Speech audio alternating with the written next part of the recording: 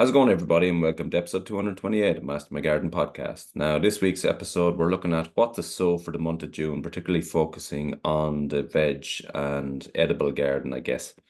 And it's something that proves popular every month, so I suppose it's a reminder for people as to what to do. I suppose June it's a month where we're kind of transitioning. So May has been, the month where you'll do the most sowing.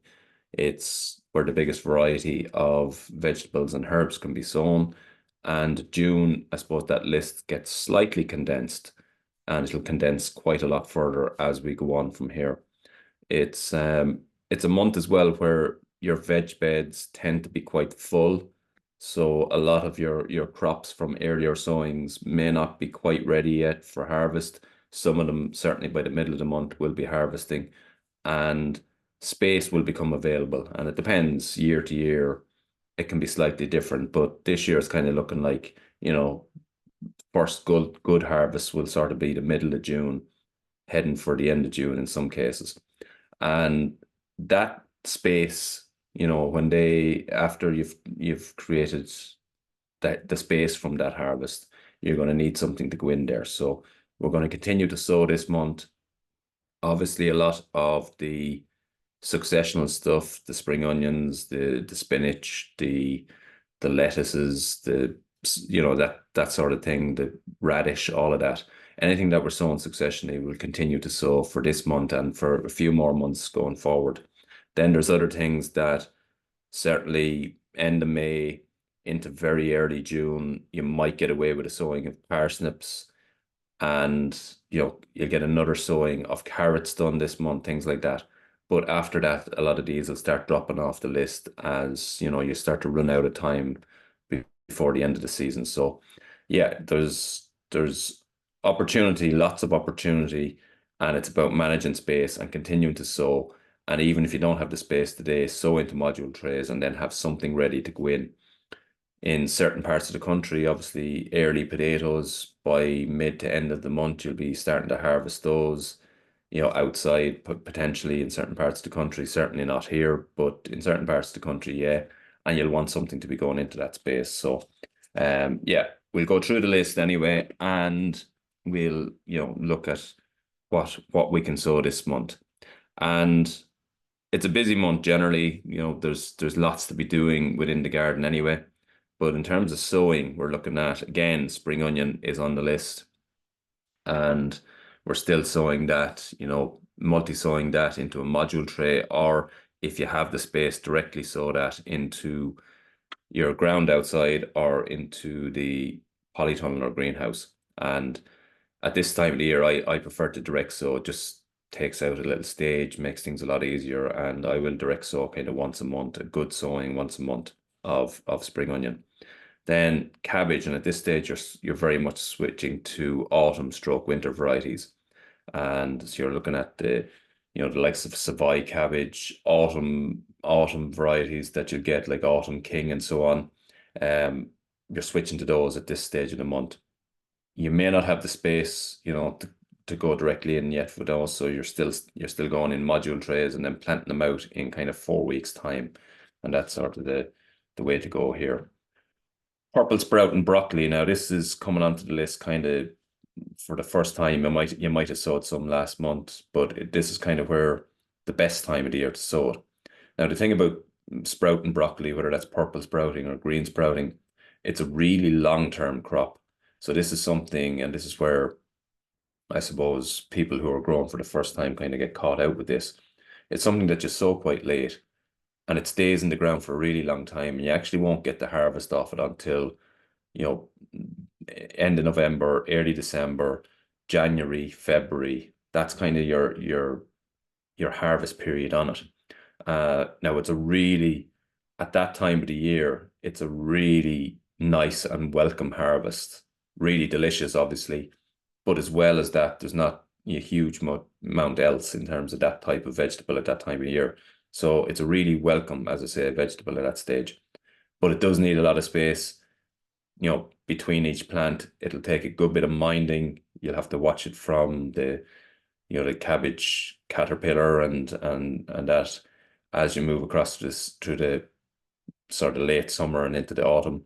And later in the time, then slugs and snails, you'll have to watch for that, because as other crops come out of the ground, that'll be still there and can be quite attractive to them. So just watch for that.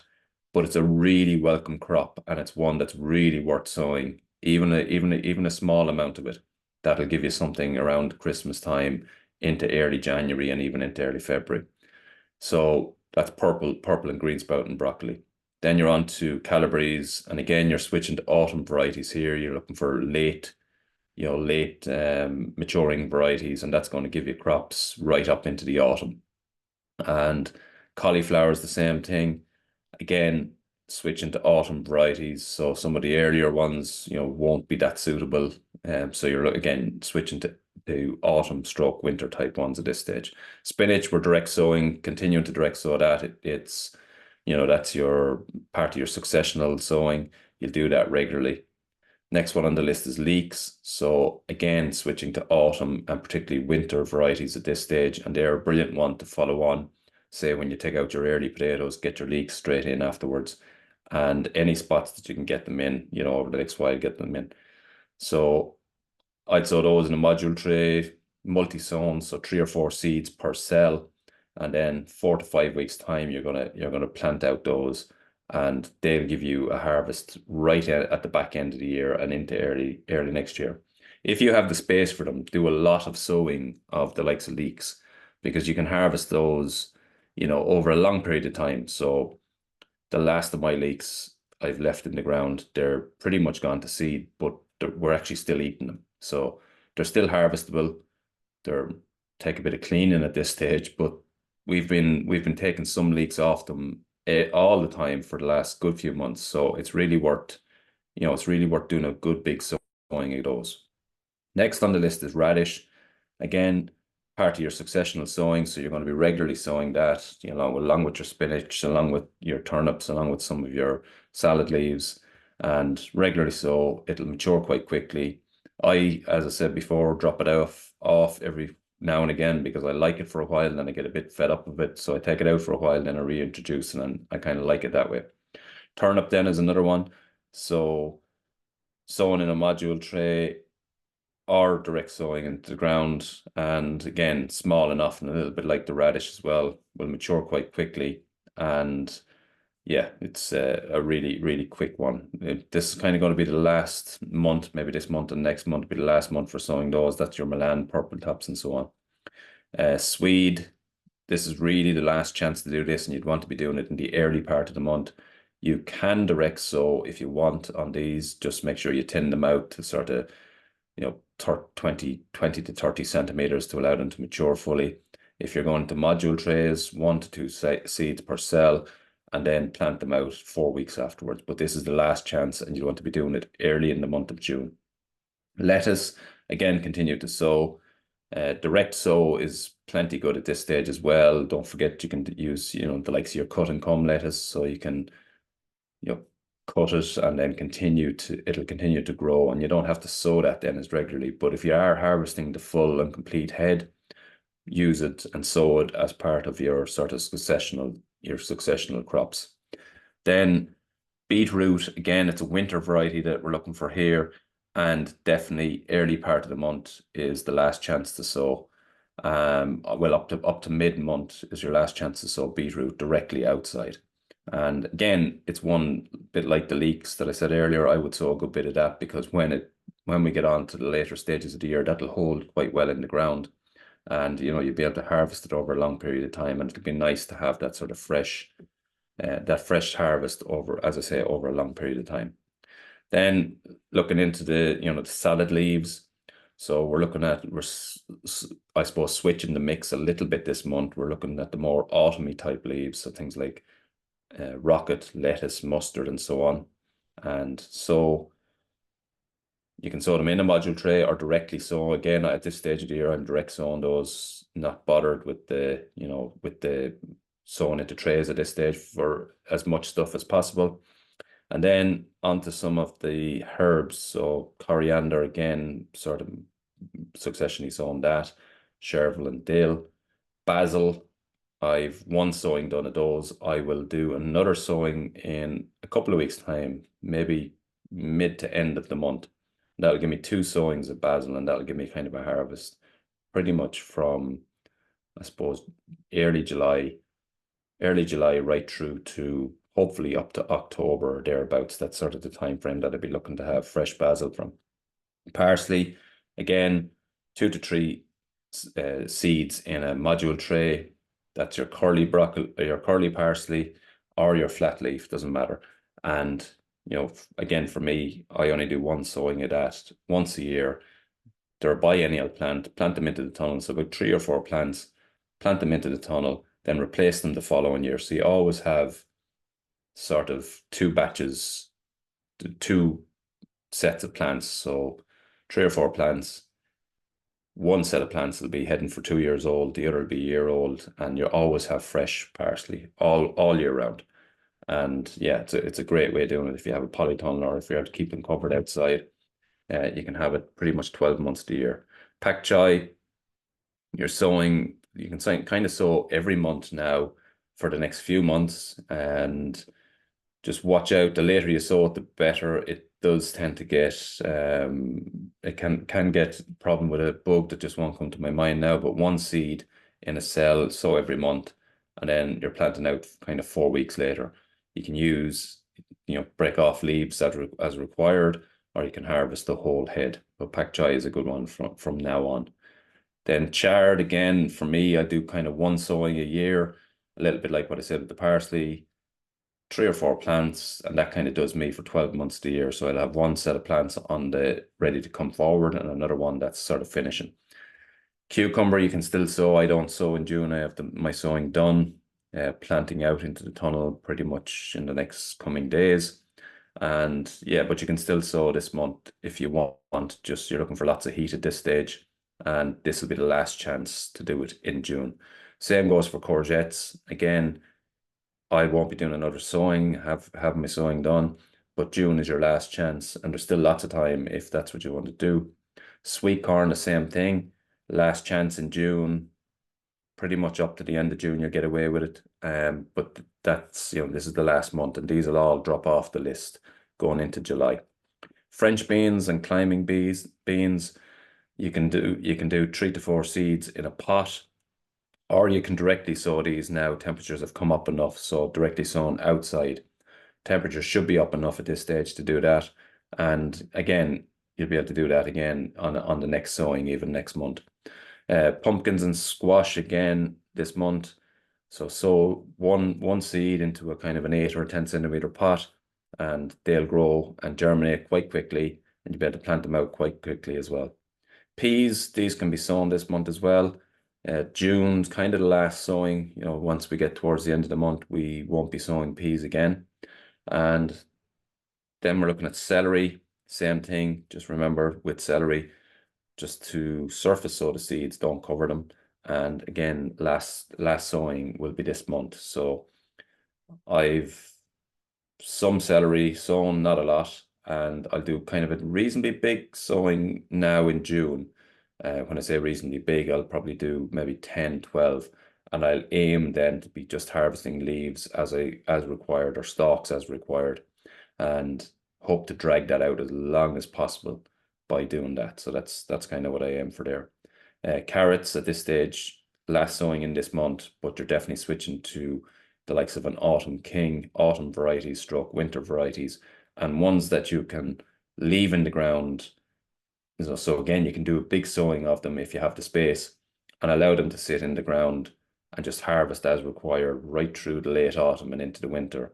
And just keep an eye on them, that they're keeping and restoring and all that in the ground. But the last of the carrots that I took out of the ground here a couple of weeks ago were perfect, and no storing, no digging, no digging and storing elsewhere. I was just storing them in the ground and digging them as required. Really, really simple. Parsnips, as I said already, the very last sowing this month has to be early in the month, and direct sowing. Again, if you have the space, do a big sowing of these, and then you'll be able to harvest over a long period of time. The last of my batch are running to seed now. They're not harvestable. They're just gone too hard. but I have been eating them all along, up until a week ago. So they've been perfect all along, just running to seed now. And I probably should have harvested them, a month ago before they ran to seed, and would have been able to store them a little bit longer, but no, I didn't. But still, after getting a really long time out of them, and happy with that. And so that's kind of more or less the list of vegetables. You can see there's quite a few have dropped off this month.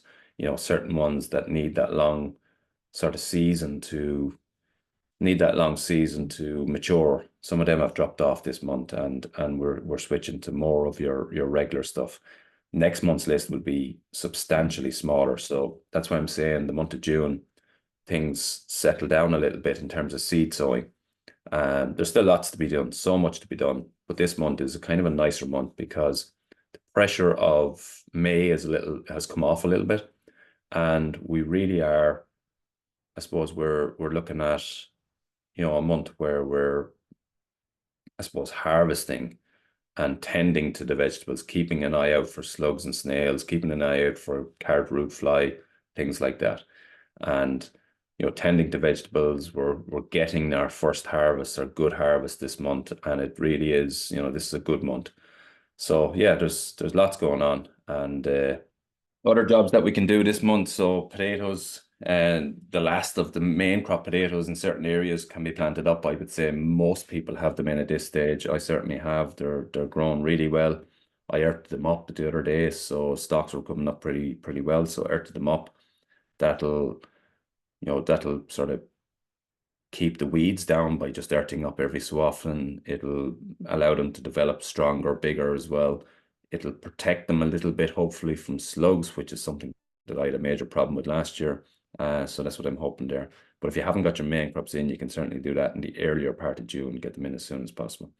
Then you're looking at, in the polytunnel, keep supporting your tomatoes, feeding them regularly. So once you get them in, your regular feed of seaweed, cucumbers the same, beans the same, peas the same inside. Keep stringing them up, keep supporting them as they grow, and keep driving them on at this stage because you want to get them, get them as big as possible, as quick as possible now. Keep aeration through your tunnel, especially as we get these warm and wet days. Keep aeration in your tunnel. That'll avoid any sort of potential buildup of diseases down the line. So that's something that you want to watch out for. And also keep on top of watering, particularly in your tunnels. We are still getting, showers and rain, but at this stage, the sunshine can be quite intense, and in a polytunnel or a greenhouse, that can be damaging very, very quickly. So just stay on top of your watering as well. Continue to sow your successional crops, particularly, and anytime you have space from a harvest that you've just done, make sure you have something to come along and fill that space. And that'll keep you, I suppose, producing crops and having harvests right through into the autumn and winter. And that's really important, taking all our harvest out through July and June and July, and then not having anything to come afterwards is it's a waste of space, so utilize that space to the max by having more crops on the go and in the pipeline. So yeah, that's kind of your sowing guide for May, as I say, or for June. And as I say, next month's will be substantially reduced. June is a very busy month in general, and this weekend sees the kickoff of Bloom, which would have started yesterday. So Bloom Festival this year runs from May the 30th, so Thursday, May the 30th to June the 3rd, so bank holiday weekend here in Ireland, and May 30th to June the 3rd, the Bloom Festival. So I suppose it's the biggest garden festival in Ireland by a long ways this year. Looking at it, there's 22 show gardens, across all categories, small, medium, and large. And this year it's seen, there's a lot of garden designers back. Leonie Carlenius is back this year. Oliver and Leith Schumann from Mount Venus Nurseries are back designing a garden this year. Gavin Saunders and Stephen Mackle have a garden above and beyond, which is, a garden on a balcony, sponsored by New Leaf Compost. And, a lot of established names are back this year in Bloom on the show garden side.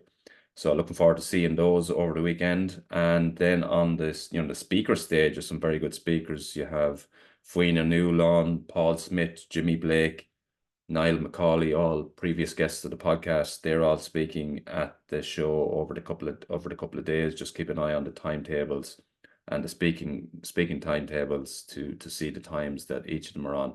But very, very good speakers. And then you have other people as well. Mary Reynolds is on the stage as well, and Monica Alvarez, who's the one of the judges on Super Garden. She's speaking on one of the stages as well. So lots of really interesting speakers. There's the show gardens. There's obviously the plant nurseries are all there. The sundry suppliers are there. So it's a great weekend. And obviously, being Borbia, there's a food element as well, which is really worth checking out, even from a gardening point of view. There's nothing like going in there and doing a little bit of tasting. So yeah, Bloom back this weekend and really looking forward to going there myself. So yeah, if you can get there, tickets available on Bloom's website, and that's where they're saying you should, pre-book if possible and order online if possible and bring your ticket to the gate. But obviously you can just arrive as well, and hopefully there's tickets available when you get there. Next week's episode promises, touch wood, to be a really exciting episode and one I'm really looking forward to. And coming up for me next week, I'm doing a talk on growing your own food at the Buds and Blossoms Festival, and that's Sunday the 9th of June in Spink Community Grounds. It's about 5 minutes from Abbeyleix town, not too far away from Haywood Garden. So anyone talking about or coming to do a day out, there's lots to do in the area. The event itself has three very good speakers, myself being one. And then we have Carl Wright, who's Calabrese Gardens, and then Frances Tophill from BBC Gardener's World is there. And I think she's talking about her new book, which is 12 months in a small garden. So there's lots in the pipeline for that day. Again, lots of plant stalls and a really good family day out as well. Actually, there's lots for kids to do there. So if you're coming with the family, there's lots to do. Good days, fun, lots of gardening talks, gardening people, gardening nurseries, and yeah, really worth checking out. So that's Buds and Blossoms, and it's on Sunday the 9th of June. And first speaker, who's myself, on at I think 1 o'clock in the day. So yeah, great day out, and something I'm definitely nervous about, but looking forward to as well. Kind of my first time to talk in front of a big group like that. So looking forward to it. And yeah, that's pretty much this week's episode. Hope you enjoy Bloom this weekend, and looking forward to seeing some of you, or maybe a lot of you, at next week's Buds and Blossoms. That's been this week's episode. Thanks for listening. And until the next time, happy gardening.